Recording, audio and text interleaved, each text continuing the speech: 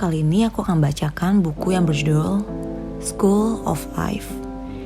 Di sini berisikan 30 pelajaran kehidupan inspiratif dari tokoh dan kisah mendunia yang dibuat oleh sepasang suami istri, yaitu Yotam Sugiono dan Alvita Dewi.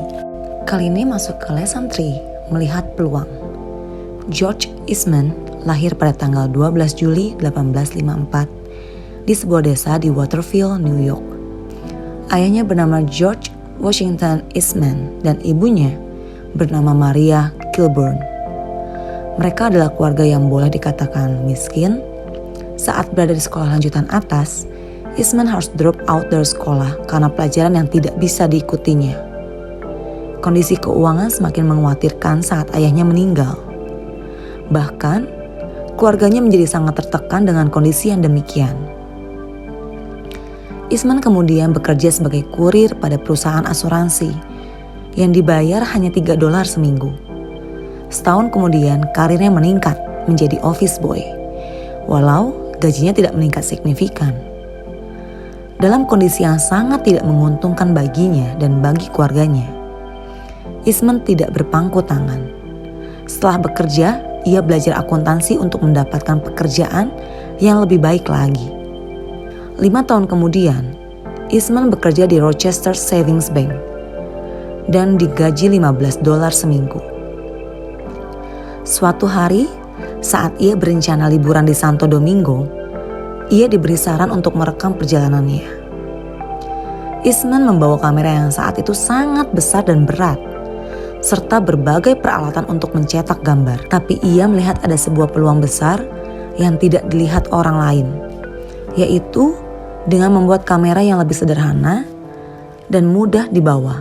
Sejak saat itu, ia mulai menyukai dunia fotografi dan terus-menerus melakukan percobaan untuk mendapatkan alat foto yang mudah dibawa.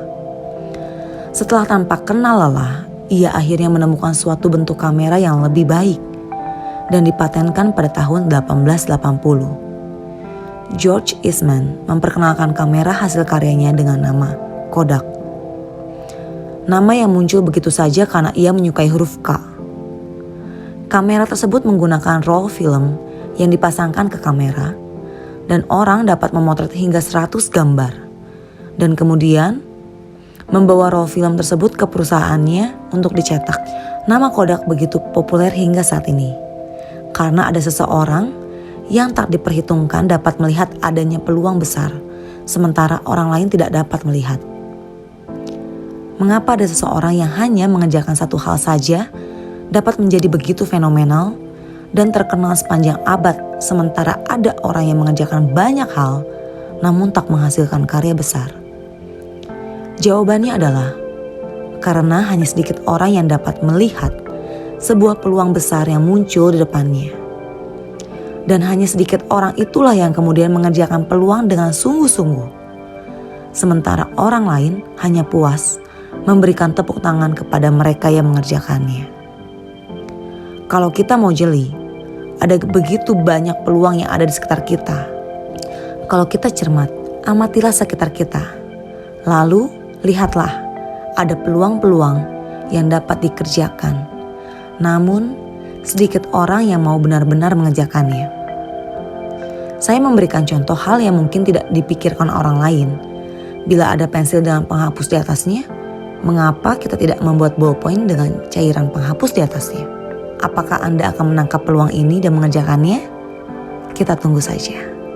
Pepatah Senegal mengatakan, peluang yang dikirimkan Tuhan tidak membangunkan orang yang tidur.